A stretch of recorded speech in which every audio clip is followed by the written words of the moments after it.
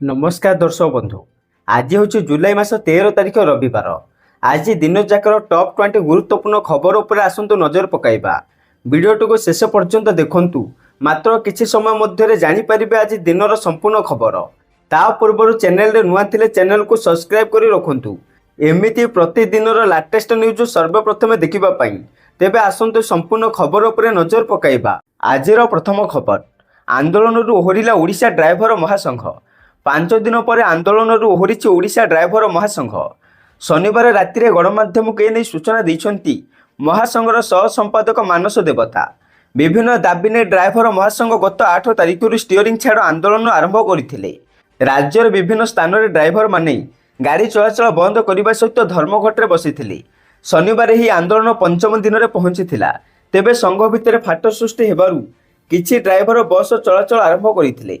एपरिक संघ सभापति प्रशांत मेंडुली किछि चालकों को संघरू बाहर करदेवाक धमक मध्य देइथिले। परवर्ती खबर, झड़ वर्षा 13 जिला को येलो अलर्ट जारी, प्रबल छेचिब। राज्य में आसंता 3 दिन प्रबल वर्षार संभावना। आज उपकूल एवं उत्तर समेत दक्षिण ओडिशार किछि जिल्ला रे प्रबल वर्षा हेबार संभावना रहिछि।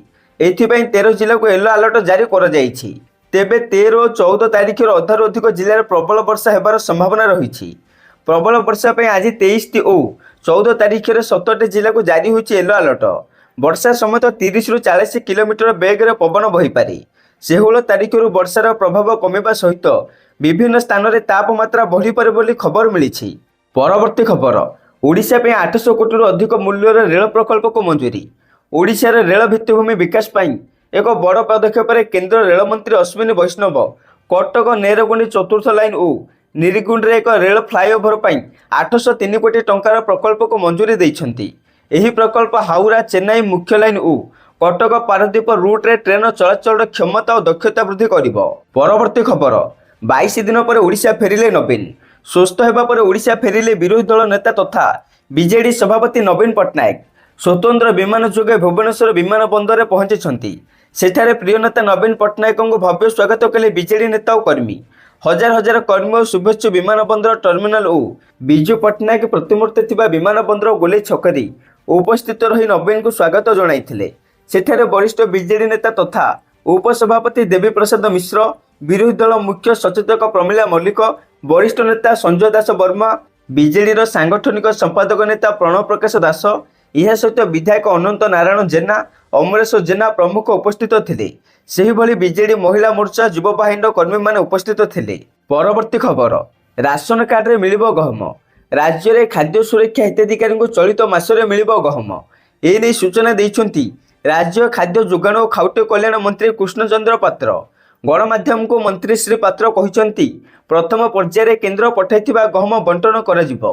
वर्तमान जेतिक गहम मौजूद अछि हिताधिकारी को बंटन पर जोगाण अधिकारी को कहा जाइछि। दीर्घ दिन धरी गहम मौजूद थिबारु एहाको नष्ट न करी बंटन पर मंत्री निर्देश दैछंती। परवर्ती पर्यायर केंद्रରୁ गहम आसिले ताहा बंटन कराजिबो बोली जणा पड़िछि। सेपटे सूचना योग्य हिताधिकारी को गहम बंटन पर गत वर्ष विभिन्न जिला को गहम पठा जाइथिला। मात्र परिवहन संस्था चूड़ांतर विलंब जोगु ए गहम बंटा जाई नथिला। दीर्घ मास हेब विभिन्न जिले में गहम गच्छित थिला बेले यह नष्ट हेबार आशंका रही। गहम नष्ट हेबा पूर्व यह बांटिबाकू वर्तमान जोगाण विभाग निष्पत्ति नेइछि। परवर्ती खबर, जुएल ओराम को बड़ घोषणा, मु आउ निर्वाचन लड़िबे नहीं। आसंता पाली साधारण निर्वाचन लड़िबे नहीं सुंदरगढ़ सांसद जुएल ओराम। एने संबलपुर में आयोजित रोजगार मेला बड़ मंतव्य देइछंती जुएल। सेपटे युवपीढ़ी राजनैतिक बाट खोलिबा सकाशे जुएल एपरी निष्पत्ति नैथिबा कहिसंती। निज राजनैतिक क्यारियर जुएल 10 थर निर्वाचन लड़िछंती। से 8 थर एमपी और 2 थर विधायक भाव में निर्वाचित होइछंती। गत निर्वाचन प्रचार समय जुएल ओराम आगामी दिन में निर्वाचन लड़िबे नहीं बोली कहिथिले, किंतु निर्वाचन न लड़ी दलीय सांगठनिक कार्यक्रम सामिल हेबा नै जुएल स्पष्ट करिसंती। परवर्ती खबर, बढ़िला सुना दाम। जुलाई 14 अर्थात रविवार पुणी बढ़ी सुना दाम। 24 क्यारेट 10 ग्राम सुनार दाम 69,710 टंका रही। गत काली 69,000 टंका थिला। एथिरे 710 टंका वृद्धि होईछि। आउ 22 क्यारेट 10 ग्राम सुनार दाम 91,400 टंका रही। गत काली 9,750 टंका थिला। एथिरे 650 टंका वृद्धि होईछि। सेहीपरि रूपार दाम मध्य वृद्धि होईछि। 100 ग्राम रूपार दाम 12,500 टंका रही। गत काली 12,100 टंका थिला। ଏଥିରେ 400 ଟଙ୍କା ବୃଦ୍ଧି ହୋଇଛି। ପରବର୍ତ୍ତୀ ଖବର, ଓଡ଼ିଶା ଆସୁଛନ୍ତି ରାଷ୍ଟ୍ରପତି, ଜୋରଦାର ଚାଲିଛି ପ୍ରସ୍ତୁତି। ମହାମହିମଙ୍କ ଓଡ଼ିଶା ଗସ୍ତ ପାଇଁ ପ୍ରସ୍ତୁତ ରହିଛି ପୋଲିସ, ବ୍ୟାପକ ହେବ ସୁରକ୍ଷା ବ୍ୟବସ୍ଥା। ଆସନ୍ତା 14 ତାରିଖରେ ଭୁବନେଶ୍ୱର ଆସିବେ ରାଷ୍ଟ୍ରପତି ଦ୍ରୌପଦୀ ମୁର୍ମୁ। ରାଷ୍ଟ୍ରପତିଙ୍କ ଭୁବନେଶ୍ୱର ଗସ୍ତ ପାଇଁ ପ୍ରସ୍ତୁତ ରହିଛି ପୋଲିସ ପ୍ରଶାସନ। ରାଷ୍ଟ୍ରପତିଙ୍କ ଗସ୍ତ ପାଇଁ ଭୁବନେଶ୍ୱରରେ ନିୟୋଜିତ ହେବେ 50 ପ୍ଲାଟୁନ ଫୋର୍ସ। 8 ଜଣ ଡିସିପି ରାଙ୍କର ଅଫିସର ବି ନିୟୋଜିତ। 11 ଜଣ ଅତିରିକ୍ତ ଡିସିପି, 31 ଜଣ ଏସ୍ପି ରାଙ୍କର ଅଫିସର, 44 ଇନ୍ସପେକ୍ଟର ନିୟୋଜିତ, 180 ଜଣ ସବ୍ ଇନ୍ସପେକ୍ଟର ନିୟୋଜିତ। ସେହିପରି ଏମ୍ସ ଭୁବନେଶ୍ୱର, ରାଜଭବନ ଓ ବିଭିନ୍ନ ଟ୍ରାଫିକ ପୋଷ୍ଟ ଓ ନାକା ଅଞ୍ଚଳରେ ପୋଲିସ ଫୋର୍ସ ନିୟୋଜିତ ରହିବେ। ପରବର୍ତ୍ତୀ ଖବର, ଏହି ଦିନ ଆସିବ ପିଏମ୍ କିଷାନ ଟଙ୍କା। ଦେଶର କୋଟି କୋଟି ଚାଷୀଙ୍କ ପାଇଁ ଆଶ୍ୱସ୍ତିର ଖବର ଆସୁଛି। ପ୍ରଧାନମନ୍ତ୍ରୀ କିଷାନ ସମ୍ମାନ ନିଧି ଯୋଜନା ପିଏମ୍ କିଷାନ ଯୋଜନାର 20ତମ କିସ୍ତି ପାଇଁ ଚାଷୀମାନେ ଦୀର୍ଘ ଦିନ ଧରି ଅପେକ୍ଷା କରିଥିଲେ। ଏବେ ଖବର ଆସୁଛି ଯେ ଏହି କିସ୍ତି ଆସନ୍ତା ସପ୍ତାହରେ ଘୋଷଣା କରାଯାଇପାରେ। ଯଦି ଗଣମାଧ୍ୟମ ରିପୋର୍ଟକୁ ବିଶ୍ୱାସ କରାଯାଏ, ତେବେ ପ୍ରଧାନମନ୍ତ୍ରୀ ନରେନ୍ଦ୍ର ମୋଦି 18 ଜୁଲାଇରେ ବିହାରର ମୋତିହାର ଗସ୍ତ ସମୟରେ ଏହି ଘୋଷଣା କରିପାରନ୍ତି। ତଥାପି ସରକାରୀ ନିଶ୍ଚିତକରଣ ଏପର୍ଯ୍ୟନ୍ତ ହୋଇନାହିଁ। ସେପଟେ ଏହି ଯୋଜନା ଅଧୀନରେ ପ୍ରତିବର୍ଷ ଚାଷୀମାନଙ୍କୁ 6,000 ଟଙ୍କାର ଆର୍ଥିକ ସହାୟତା ପ୍ରଦାନ କରାଯାଏ, ଯାହା 3ଟି କିସ୍ତିରେ ଦିଆଯାଏ। ଗତ ଥର ଫେବୃଆରୀ ଶେଷରେ ଚାଷୀଙ୍କ ଆକାଉଣ୍ଟକୁ ଟଙ୍କା ଆସିଥିଲା।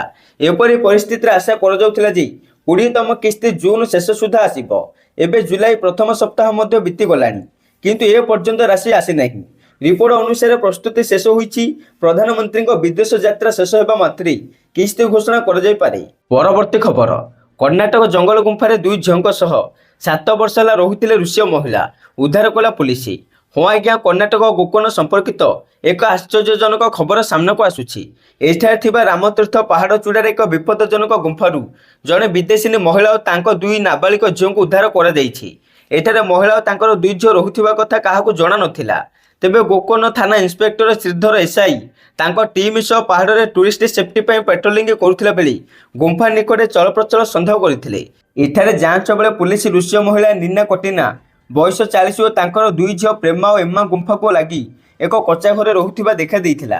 ଯେତେବେଳେ ନିନାଙ୍କୁ ଏଠାକୁ କିପରି ଆସିଲେ ବୋଲି ପଚରାଗଲା, ସେ ଆଧ୍ୟାତ୍ମିକ ଶାନ୍ତି ଲାଗି 2 ଝିଅଙ୍କ ସହିତ ଗୋଆରୁ ଏଠାକୁ ଆସିଥିଲେ ବୋଲି କହିଥିଲେ। ତେବେ ପୋଲିସ ମହିଳାଙ୍କୁ ବୁଝାସୁଝା କରି 2 ଝିଅଙ୍କ ସହିତ ଉଦ୍ଧାର କରି କୁମଟା ତାଲୁକର ବଙ୍କି କୋଡଲା ଗାଁରେ ଥିବା ଏକ ଆଶ୍ରମରେ ଛାଡ଼ିଥିଲା। ଏହାପରେ ଯେବେ ମହିଳାଙ୍କୁ ନେଇ ଗହନ ଯାଞ୍ଚ କରାଗଲା, ସେତେବେଳେ ମହିଳା କମର୍ସିଆଲ ଭିଜାରେ ଭାରତ ଆସିଥିଲେ ଓ ସେବେଠାରୁ ଏଠାରେ ଅବସ୍ଥାନ କରୁଥିବା ଅନୁମାନ କରାଯାଉଛି। ପରବର୍ତ୍ତୀ ଖବର, ଓଡ଼ିଶା ଡ୍ରାଇଭର ମହାସଂଘର ସଭାପତି ପ୍ରଶାନ୍ତ ମେଣ୍ଡୋଲିଙ୍କ ବଢ଼ିଲା ଅଡ଼ୁଆ। କାରଣ ଥାନାରେ ତାଙ୍କ ବିରୋଧରେ ଏତଲା ଦାୟର ପରେ ଏବେ ତାଙ୍କ ବିରୋଧରେ ସାଂଘାତିକ ଅଭିଯୋଗ ଆସିଛି।